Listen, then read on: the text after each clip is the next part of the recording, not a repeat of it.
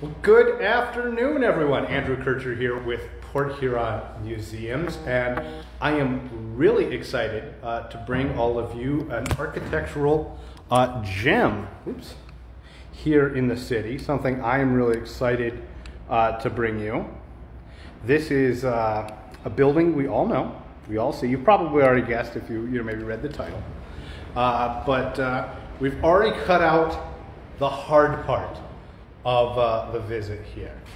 A few people are starting to join us live. I know we do a lot of these in the morning, but afternoon's pretty good too. It's a beautiful day outside, and I thought that would be all the more reason to take a look at the building we're in now. I will give you a hint. So I'm going to flip the camera around. I will show you how I got to where I am.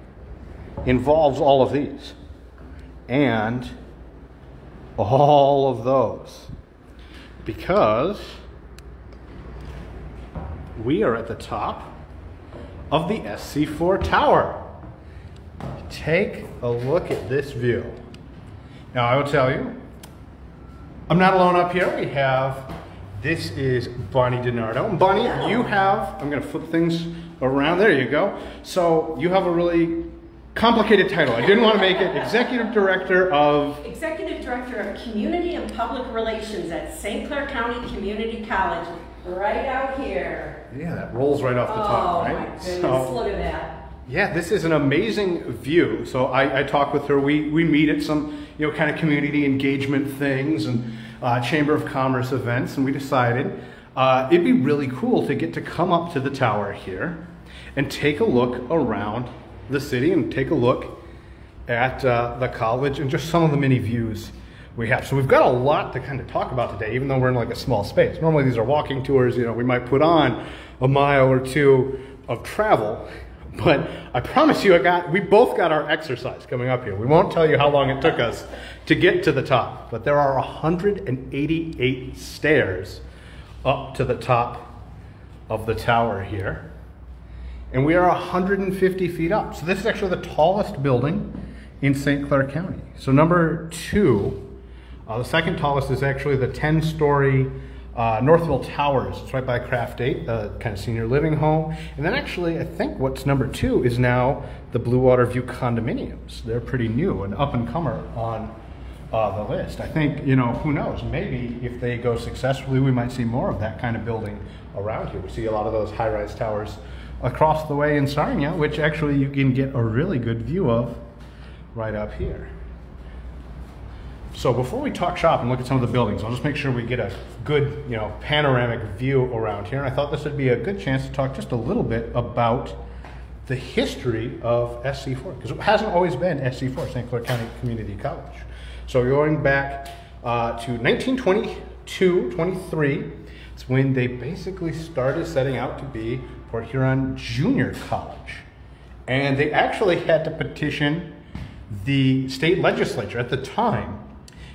A city could only establish a junior college if it had 30,000 people.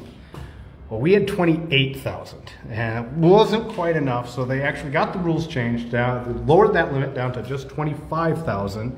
Lo and behold, they opened up a junior college. And that was actually part of the Port Huron area school district budget right up until 1967.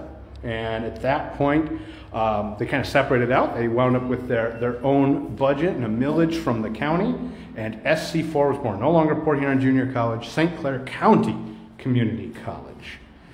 So one of my just like looking at some of the facts, one of the other things I really liked or thought was interesting, and Bonnie, maybe you know this, how much, if you were to wager, was a semester of tuition in 1923 when they opened? How about whole semester, books, everything. Books, everything. Everything you needed for a full semester. $500. It's a good guess. It's much less, actually. $60. $60.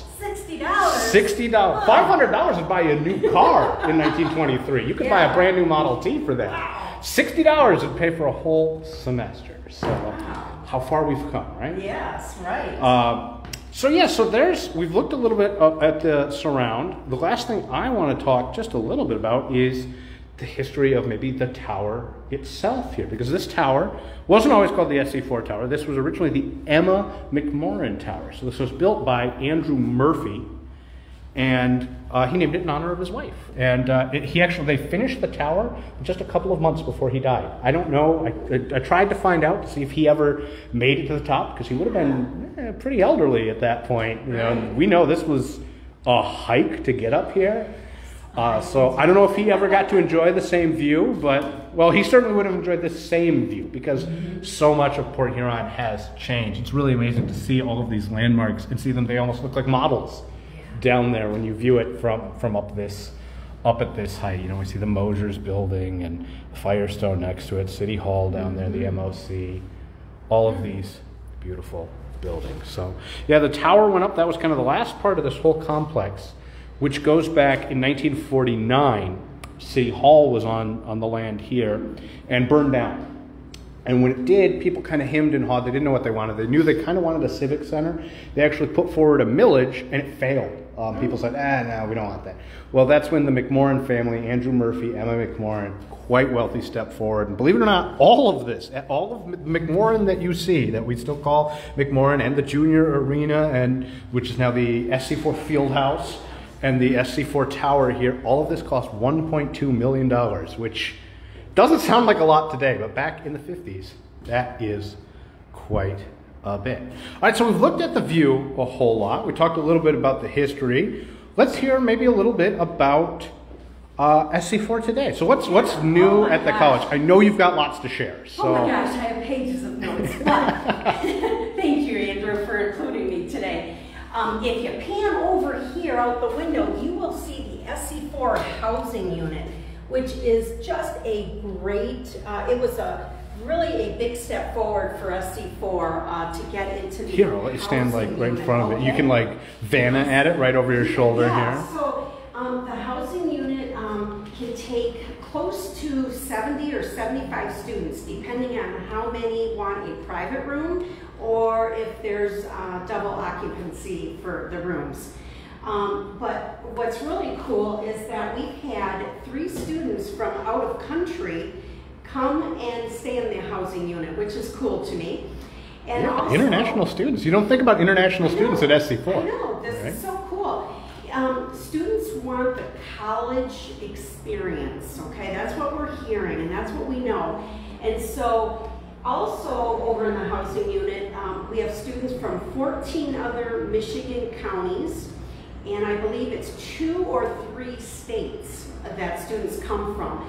So the majority of the students in housing are coming from out of county, which is interesting, but we do also have students in county that are coming to the housing unit, and we know that's because they want that experience. You know, they have the field house here, they can use the fitness center, you know, they can walk to campus and get all the services they need. We also have a health clinic on our campus now, which is a partnership with the St. Clair County Health Department.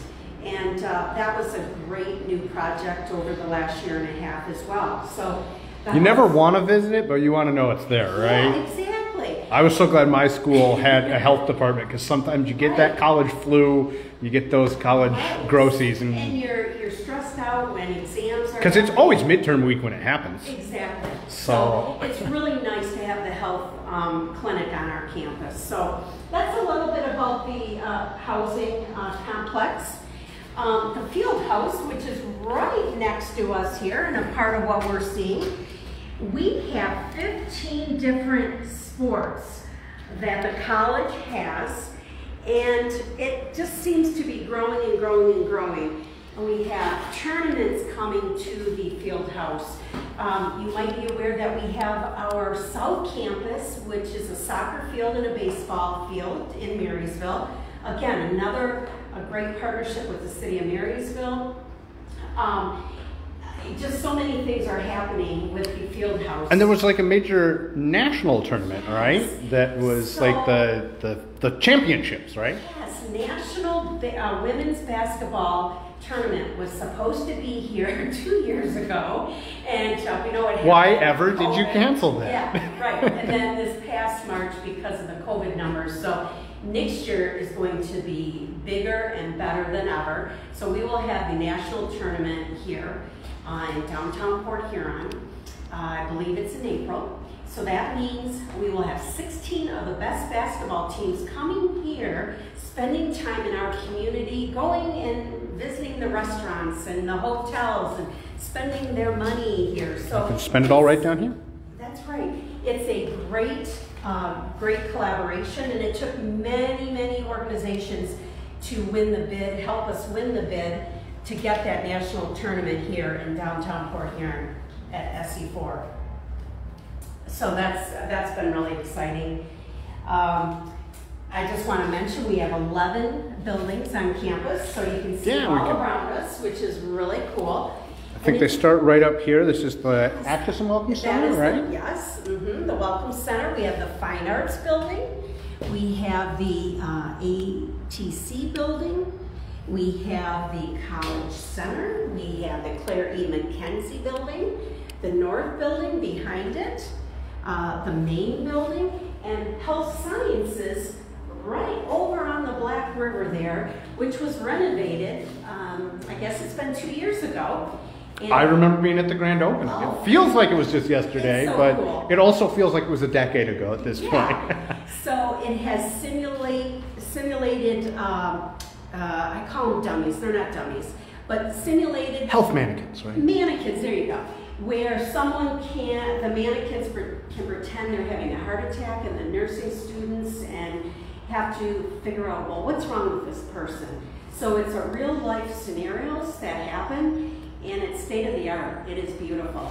And nursing is one of, I mean, all the programs are great, but I know that's one of the strongest programs. It goes back to the 1950s, and I've heard nothing but good things about the nursing program. We're well known for the nursing program. We've worked hard to achieve that status, and we're always looking at adding other programs, nursing programs, the allied health programs to that facility. And about how many, and it's okay if you don't know the exact number off the top of your head, but about how many, what is your enrollment size? About how many students attend? We are about 3,400. It's fluctuated a little bit. This past summer, enrollment was really high, and we know that's because of Futures for Frontliners, and we also know that's because of Reconnect program, and those are state initiative training programs that were put in place during COVID. So enrollment is steady, and it's we're just so excited that this fall we will be on campus in person like we were before COVID. I can't wait to see our students in the parking lots and that momentum and excitement. I'm looking forward to that, and we have great faculty that are coming back to campus, and they're excited about being in the classroom. So, all right. Well, I think that tells us a lot about SC4. Anything else you want to share? Oh, I'm sure there's plenty, but something so exciting happening early next year is the Challenger Learning Center.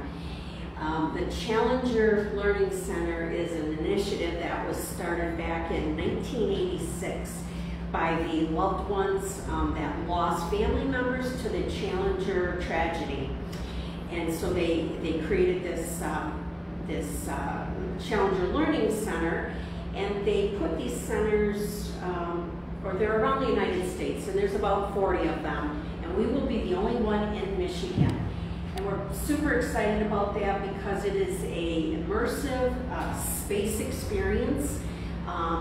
It's going to give students, primarily 5th to 8th grade, an experience to explore STEM concepts. And STEM for our viewers who aren't as amused is science, technology, engineering, and math. Yeah. Yeah, and so there will be pre and post activities for this experience, and it is in our experience center in the Claire E. McKenzie building. So it will be downstairs.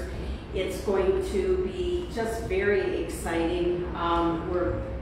It's another one of our initiatives from our greatest president, Dr. Deborah Snyder, and the board.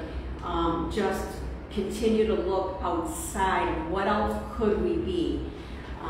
And so a great addition. So yeah, thank you. Well, yeah, I think that, you know, kind of does it. But, you know, the view up here is so great. I think we got to take like one more look around at some of the buildings. This is a great view of kind of the, you know, a lot of my videos and tours are kind of architecture themed. That's what my background is in, and I know that's why a lot of people watch, but there's a great diversity of styles of buildings on SC4's campus, and you can really see it from right up here. I know, like the Fine Arts Center is opened in '76, I think, and boy, is it a '70s building or what? You know, There's like lots of orange. Yeah, and it's, you know, just the whole style. I mean, you compare that to the main, which of course was Port Huron High School for about 50 years before it became SC4, and we can actually see the other building. Maybe we'll quiz you on your history. I don't want to put you, Johnny, on the spot, but you know where Port Huron Junior College had its original headquarters. You can see it from right here. That's right. So we can see it right up there. Right where the street kind of forks off. Yeah, so that's the Ladies of the Maccabees building. And, you know, it's been an office complex, and it was slated to be more offices. It's, I think, for sale right now. I think you could probably pick that up for a cool $500,000 if you really had some big plans and ideas. But you know, that's it's very Greek looking, especially from a distance like this. But we can see some of the other, you know, large Queen Anne homes. We can see the hospital in the distance, of course. The tower. They talked about, I was reading a couple of newspaper articles about them. They lifted this tower in 3 segments. The stairs were pre-done in like 50-foot segments, 150 feet tall. So, and, you know, bolted them in and everything. And they put a big flag right on top of the tower when they kind of dedicated it, when they finished it. There was a woman who called in right away to tell everyone that she could see the tower from 3 miles away. She could see the flag flying from her house, which was pretty neat. And again, we can see lots of downtown right here, the old Fog Cutter building, the MOC. View might change in the future. We can see the Père Marquette Railroad Bridge, which I think might not be long for this world. But it stands right there, kind of dominates that part of the city. And you can also really see the dome of what's going to be the Wrigley Center. Really is rather prominent when you look at downtown from this bird's eye view in a way that you might not think. We can see the back of Sperry's and the Sperry's building. And, you know, for as many times as I've been in Sperry's, both as when it was a store, when it was a department store, as a movie theater, it almost looks smaller from here than how it feels in the inside. Right. It feels like it takes up the whole city block, but it's really just a little segment there. Yeah, we could see Robbins and Marcosi. My aunt is possibly in there hard at work right now, or maybe not so hard at work because she's commenting on this. But I'll give her the benefit of the doubt. She's probably doing both. And Chef Shell's, the best donuts in town. Yeah, so Chef Shell's right over there. The Council on Aging. We can see the Black River, which doesn't look very black today or from up here. It looks more green. But down to Vantage Point. And of course over to Sarnia. So yeah, it's quite a view. You know, one other thing that stands out to me is the steeple to the First Methodist Church. Really sticks out when you're up here. Just like the other thing that really sticks out more than, I don't know, maybe you'd think, or maybe I'd think anyway, is we can see the other train bridge in town sticking up right out that way. And that's, of course, the train bridge over to Domtar, E.B. Eddy, Port Huron Paper, whatever you want to call it this week. It's kind of neat. So yeah, I think it's a beautiful view up here.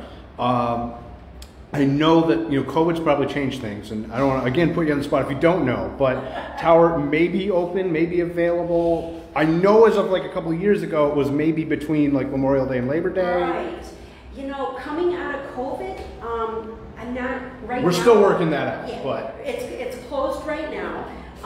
But I know that will be revisited as now the COVID restrictions are all gone. Yeah, so probably opening soon. So I'm now extra grateful that, you know, I got to come on up and climb the tower and show you guys. And right now I've got a monopoly on what it looks like up here. So you'll have to watch this video if you want to know the view until things reopen. But a special thank you to Bonnie and all of SC4. Thank you so much for coming up here and for being such an important part of our community to begin with. And this is what better way to see the community. Mark says he's sad he needs the exercise to climb the tower. Mark, I'm going to tell you, you know, if you could climb the lighthouse twice, and you'd be right around the same mark as climbing the tower here for a number of steps. So there you go. So we got that for you. Anyway, so thanks so much for tuning in. Hopefully you enjoyed this. Hopefully when things open back up, you'll be able to make the trek yourself and enjoy the beautiful view of our beautiful city. But until next time, enjoy the history here in your own backyard. And from up here, you can definitely see into a lot of people's backyards. So that's always fun. All right, we'll catch you all on the flip side. Take care.